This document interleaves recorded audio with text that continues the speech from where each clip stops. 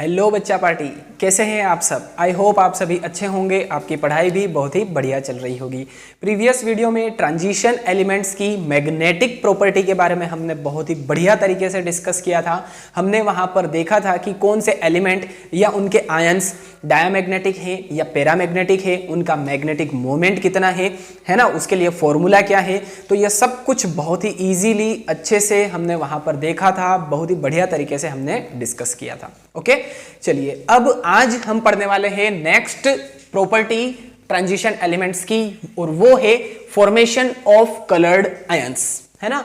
जो transition elements हैं वो कलर्ड क्यों होते हैं, है ना। सॉलिड स्टेट में भी कलर्ड दिखते हैं, हमें कलर दिखता है उनका, और अगर सॉल्यूशन में आयंस के फॉर्म में है तो वहां पर भी हमें कलर के रूप में ये दिखाई देते हैं। तो इसका रीजन क्या है, इसके पीछे का जो कारण है वो आज हम डिस्कस करेंगे। बहुत ही ज्यादा इंपॉर्टेंट है गाइज, और इस टॉपिक से आपकी आईआईटी, जेई, नीट में, इवन बोर्ड एग्जाम्स में भी क्वेश्चंस बनते हैं। और देखिए यहां पर मैंने मेंशन भी किया है, आपकी एनसीईआरटी का एक्सरसाइज क्वेश्चन 8.11 है ना। तो रीजन बेस्ड क्वेश्चंस इस टॉपिक से बहुत ज्यादा बनने वाले हैं, है ना। बोर्ड्स में क्वेश्चंस आते हैं कि ट्रांजिशन एलिमेंट्स कलर्ड कंपाउंड का फॉर्मेशन क्यों करते हैं या कलर्ड आयंस का फॉर्मेशन क्यों करते हैं, तो इसका रीजन दीजिए। तो इस तरह के क्वेश्चंस बहुत सारे बनेंगे इस टॉपिक से। तो प्लीज गाइज वीडियो एंड तक देखना है। मैं आपको गारंटी देता हूं कि ये वीडियो अगर आपने पूरा देखा है तो आप इस टॉपिक में कभी भी कंफ्यूज नहीं होंगे। और मैं आपको यह भी बताऊंगा कि कौन सा आयन कौन सा कलर देने वाला है, किस कलर का हमें दिखाई देगा, है ना। तो इसके लिए ट्रिक भी है मेरे पास। टेंशन बिल्कुल भी नहीं लेना है, जब तक आप इस चैनल पर हैं आपको टेंशन नहीं लेना है, बिल्कुल भी नहीं लेना है। ओके, चलिए तो बिना टाइम वेस्ट किए वीडियो स्टार्ट करते हैं। फॉर्मेशन ऑफ कलर्ड आयंस, है ना। तो इसमें क्या लिखा है देखते हैं। फर्स्ट पॉइंट है, देखिए पॉइंट वाइज कर दिया है ताकि ईजी हो जाए आपको याद करने में।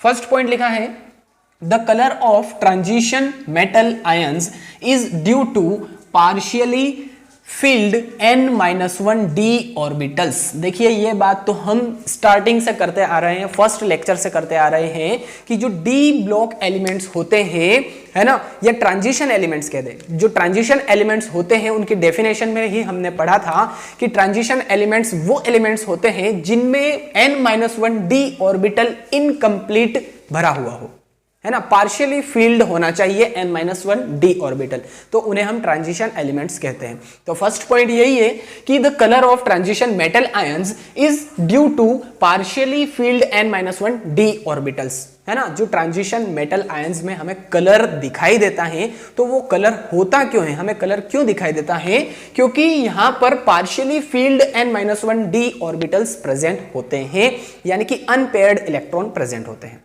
है ना, अनपेयर्ड डी इलेक्ट्रॉन्स प्रेजेंट होते हैं। फर्स्ट पॉइंट क्लियर है। चलिए नेक्स्ट देखते हैं। इन metal ions which contain unpaired D electrons, जैसे कि मैंने आपको पहले ही क्लियर कर दिया कि अनपेयर्ड डी इलेक्ट्रॉन्स प्रेजेंट होते हैं। Transition of electrons takes place from one d orbital to another d orbital. This transition is called d-d transition। ठीक है, अब यहां पर क्या होता है कि अनपेयर्ड डी इलेक्ट्रॉन्स प्रेजेंट होते हैं n-1 d ऑर्बिटल में, और ये अनपेयर्ड डी इलेक्ट्रॉन्स क्या करते हैं, डी ट्रांजिशन करते हैं, है ना। यहां पर डी ट्रांजिशन पॉसिबल हो पाता है क्योंकि अनपेयर्ड डी इलेक्ट्रॉन्स प्रेजेंट है। अब what is D transition, D transition क्या होता है, तो डी ट्रांजिशन को समझने के लिए अगर आपने वो वीडियो देखा है मेरा कौन सा यूनिट 9 कोऑर्डिनेशन कंपाउंड्स में एक वीडियो था क्रिस्टल फील्ड थ्योरी, अगर वो आपने देखा है तो बिल्कुल कोई टेंशन नहीं लेना है आपको, है ना। अगर वो वीडियो देखा है तो ये सब के सब पॉइंट आपको फिंगर टिप्स पे याद हो जाएंगे, ये आपसे मेरा वादा है। बस कंडीशन ये है कि आपने वो वीडियो देखा होना चाहिए, क्रिस्टल फील्ड थ्योरी वाला, है ना, कोऑर्डिनेशन कंपाउंड्स में है ना। हमने वहां पर क्या किया था कि जो डी ऑर्बिटल्स होते हैं, 5d ऑर्बिटल्स होते हैं, 1 2 3 4 एंड 5, ठीक है, 5d ऑर्बिटल्स होते हैं। इनके नाम क्या है ये भी मैंने आपको बताया था, डी एक्स वाई, ये है डी वाई जेड, ये है डी जेड एक्स, और ऊपर के जो दो हैं इनके नाम मैं यहां पर ऊपर लिख रहा हूं, कौन कौन से, D X square minus Y square, and ये वाला है डी जेड स्क्वायर, इनमें से ये जो दो होते हैं ये एक्सियल पोजीशन पे होते हैं, एक्सिस पर होते हैं, और ये जो नीचे के तीन हैं ये होते हैं नॉन एक्सियल पोजीशन पर, है ना।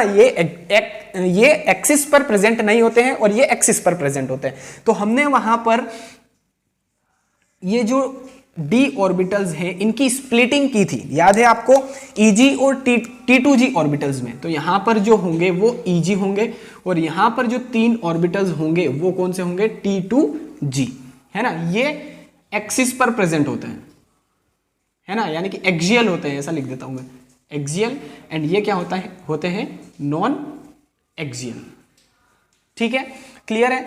अब सपोज कीजिए कि किसी ट्रांजिशन मेटल आयन में एक इलेक्ट्रॉन प्रेजेंट है ना। तो एक इलेक्ट्रॉन ये यहां पर प्रेजेंट है ना, एक इलेक्ट्रॉन यहां पर प्रेजेंट है। अब होता क्या है कि ये लोअर एनर्जी लेवल है, ये हायर एनर्जी लेवल है। तो लोअर एनर्जी लेवल से हायर एनर्जी लेवल में चला जाएगा ये एक इलेक्ट्रॉन, है ना। कब चला जाएगा, जब ये सनलाइट को एब्जॉर्ब करेगा या विजिबल लाइट को एब्जॉर्ब करेगा। मैं यहां पर h म्यू लिख देता हूं, है ना, सनलाइट। तो होगा क्या, ये दो ऑर्बिटल है, यहां पर तीन ऑर्बिटल है ना। तो ये जो एक इलेक्ट्रॉन है यहां पर, ये कहां पर चला जाएगा, ऊपर वाले एनर्जी लेवल में, है ना, Eg में चला जाएगा। तो ये यहां पर चला गया कुछ इस तरह से।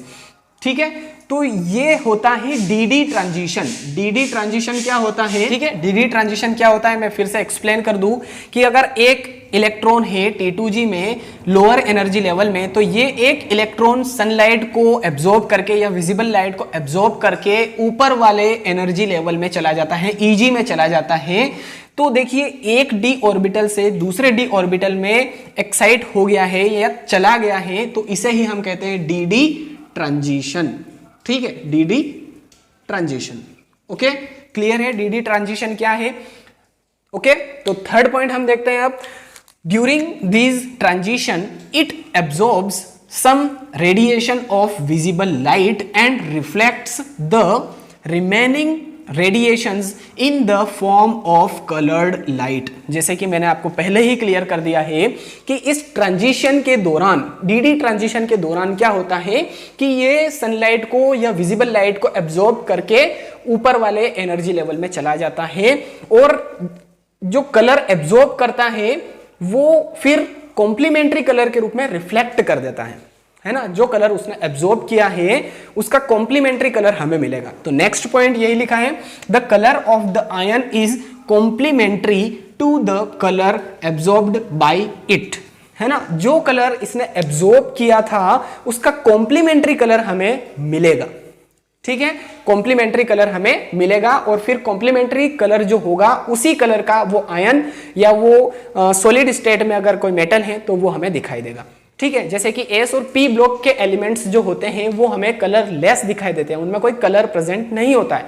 बट अगर हम डी ब्लॉक एलिमेंट्स की बात करें, जैसे कि कॉपर की बात करें, सभी ने देखा है कॉपर, ठीक है, आयरन देखा है, सिल्वर सभी ने देखा है, बिल्कुल, है ना, गोल्ड सभी ने देखा है, येलोइश कलर का होता है, सिल्वर कलर का होता है, थोड़ा व्हाइटिश कलर का। ठीक है, तो जो डी ब्लॉक एलिमेंट्स हैं वो सॉलिड स्टेट में भी कलर्ड होते हैं, इवन सॉल्यूशन स्टेट में भी कलर्ड दिखाई देते हैं हमें, है ना, आयोनिक फॉर्म में भी कलर्ड दिखाई देंगे। ठीक है, तो आई होप 4 पॉइंट जो आज हमने डिस्कस किए हैं बहुत ही बढ़िया तरीके से आपको क्लियर हो चुका है। अब हम बात करते हैं कि कौन सा कलर एब्जॉर्ब होगा तो कौन सा कलर हमें दिखाई देगा, कॉम्प्लीमेंट्री कलर कौन सा होगा। तो यहां पर मैं आपके लिए ट्रिक लाया हूं, बहुत ही बढ़िया ट्रिक है।